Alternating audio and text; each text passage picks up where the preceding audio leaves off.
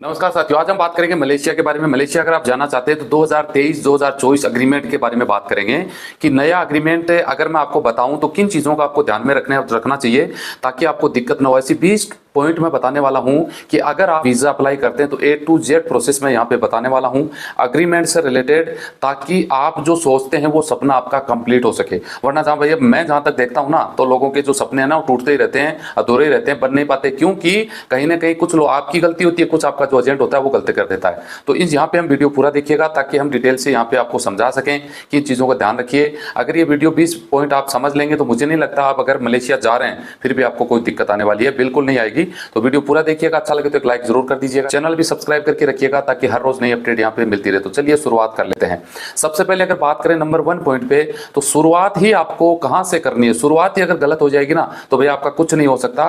शुरुआत आपको अच्छी तरीके से मैन पावर ऑफिस से ही करना है, यह बात का आपको ध्यान में रखने की सख्त जरूरत है, क्योंकि सबसे ज्यादा जो गलती मेरे पास जो लोग एडवाइस लेते हैं ना यही कर देते हैं। इंडिया में अगर बात करें तो 1800 के करीब मैन पावर ऑफिस हो चुके हैं, कहीं ना कहीं रोज खुलते जा रहे हैं, एजेंट लोग लाइसेंस लेके बैठे हैं, वहीं से अप्लाई करें। प्रत्येक स्टेट में मैन पावर ऑफिस है। इंडिया में लगभग 28 स्टेटों में मैन पावर ऑफिस है, नजदीक में आपके मिल जाया करेंगे, तो वहीं से आपको वीजा अप्लाई करना है, ध्यान में रखिएगा।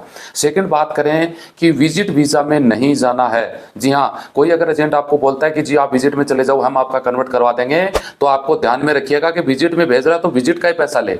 आप पेमेंट ले रहा है 1.5 लाख रुपए वीजा का और भेज रहा है आपको 2000 के विजिट वीजा में, तो ये गलती नहीं करनी है।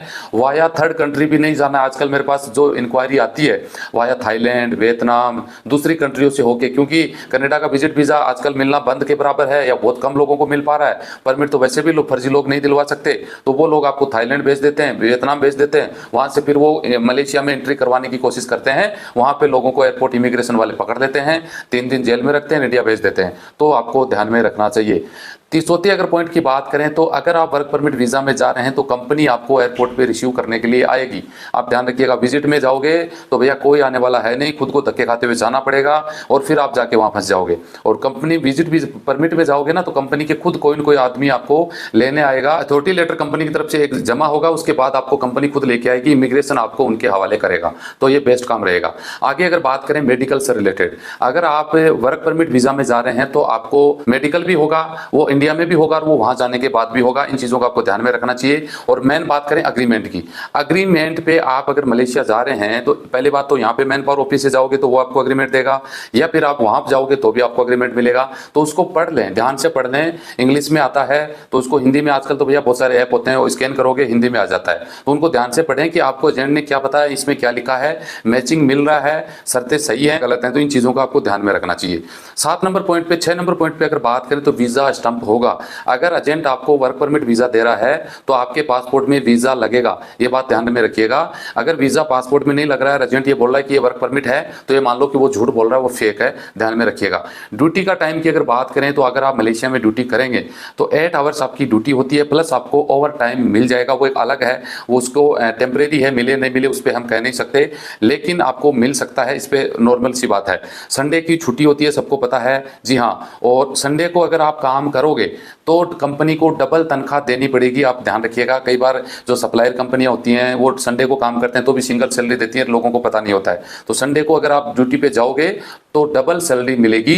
और जो गवर्नमेंट हॉलीडे हैं, गवर्नमेंट हॉलीडे जितने भी आते हैं, सरकारी छुट्टी होती हैं, उनमें अगर आप काम करोगे तो आप यकीन करिए ट्रिपल सैलरी मिलने का ऑप्शन सरकार की तरफ से रखा गया है। जैसे आज छुट्टी है, आज के दिन कंपनी ने बुलाया, आप काम पे जा रहे हैं तो 3 सैलरी एक दिन में मिलेगी, संडे को काम करोगे 2 सैलरी एक दिन में मिलेगी, नॉर्मल ड्यूटी में आपको पता ही है। आगे अगर बात करें ओवर टाइम को आपको पता है भैया, अगर आप ओवर टाइम करते हैं तो आपका ओवर टाइम 1.5 गुना, जी हाँ 1.5 गुना बढ़ जाता है।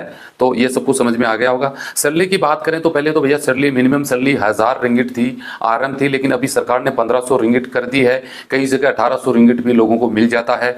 तो 1500 से 1800 आपकी सैलरी होनी चाहिए, वो आपको ऑफर लेटर में आपको पढ़ लेनी चाहिए। इससे 1500 से कम तनख्वाह दे रहा है तो आपको उस पर साइन नहीं करने हैं, ये गवर्नमेंट का रूल है। जी हाँ, कंपनी में आप चले जाते हैं तो भैया कोई इनलीगल एक्टिविटी आपको बिल्कुल नहीं करनी है, हड़ताल नहीं करनी, नेतागिरी नहीं करनी, कोई ऐसा गलत काम नहीं करना जो कंपनी के खिलाफ हो और मलेशिया के कानून के अगेंस्ट हो, जो आपको अच्छा लगता है लेकिन उनको अच्छा नहीं लगता, तो वो काम आपको नहीं करना है। कंपनी की कहीं आप बुराई नहीं करोगे, कंपनी के खिलाफ आप नहीं बोलोगे। अगर कंपनी आपके सही सिस्टमेटिक ढंग से जो एग्रीमेंट दिया है और वो आपके साथ है, तो कई लोगों की ये है ना खुराफाती दिमाग होता है, वो अपनी कम दूसरों की ज्यादा बुराई करते हैं, तो ये आप बिल्कुल नहीं करना चाहिए। आपको टाइम टू टाइम ड्यूटी करना होगा। ये नहीं कि भैया एग्रीमेंट में संडे की छुट्टी दे रखी है, कंपनी के ऊपर प्रेशर है, कंपनी को काम करना पड़ेगा और आप मन मर्जी छुट्टी मार के बैठे हैं जी, महीने में 10 दिन जा रहे हैं, 15 दिन जा रहे हैं, तो ये बिल्कुल नहीं करना है, क्योंकि कंपनी आपके ऊपर इन्वेस्ट करती है। और कंपनी ऐसा मन मर्जी आप नहीं कर सकते कि भैया आप जब मर्जी जाएं जब मर्जी आ जाएं, ड्यूटी टू टाइम ड्यूटी करना होगा। आप छुट्टी हैं तो छुट्टी के टाइम छुट्टी कर सकते हैं। नंबर पे पॉइंट पे अगर बात करें तो आपको कंपनी, बहुत सारे लोग बोलते हैं कि सर हम भाग जाएं, एग्रीमेंट होता है भैया 3 साल का मलेशिया में, और आप लोग बिना एग्रीमेंट देखे पूरी जांच पड़ताल किए वहां चले जाते हैं, फिर आपको लगता है यार यहाँ तो हम फंस गए, फिर आप पासपोर्ट छोड़ देते हैं, कंपनी से भाग जाते हैं, तो ये दिक्कत आती है। आपको ऐसा नहीं करना है। 3 साल का एग्रीमेंट है भैया, 3 साल का काम आपको करना ही करना है। हाँ, इमरजेंसी छुट्टी होती है तो आप आ सकते हैं, उसके लिए आपको 2 महीने पहले एक नोटिस देना होता है कंपनी को, उसमें आप छुट्टी मांग सकते हैं, जिससे कंपनी फैसला करके या आपकी जगह कोई दूसरे बंदे को अरेंजमेंट करके आपको छुट्टी दे सके। तो ये आपको ध्यान में रखने की बात है। पूरा खर्चा कंपनी देगी। कब देगी भैया? कि जब आप एग्रीमेंट के हिसाब से घर पे छुट्टी आओगे तो आपके आने जाने की टिकट है वो भी कंपनी देगी, लेकिन आप अगर बीच में आते हो तो फिर कंपनी आपको नहीं देने वाली है। अगर बात करें तो 3 साल के बाद में एग्रीमेंट आप खत्म कर सकते हैं, यानी कंपनी, आप 3 साल का आपका एग्रीमेंट था, कंपनी ने एग्रीमेंट बढ़ाने की कोशिश की, आपको नहीं काम करना है तो आप सिग्नेचर नहीं करें। आप मना कर सकते हैं कि मुझे एग्रीमेंट नहीं बढ़वाना, मैं यहाँ पे काम नहीं करने वाला, मैं मेरे देश जाऊंगा या दूसरी कंपनी में जाऊंगा।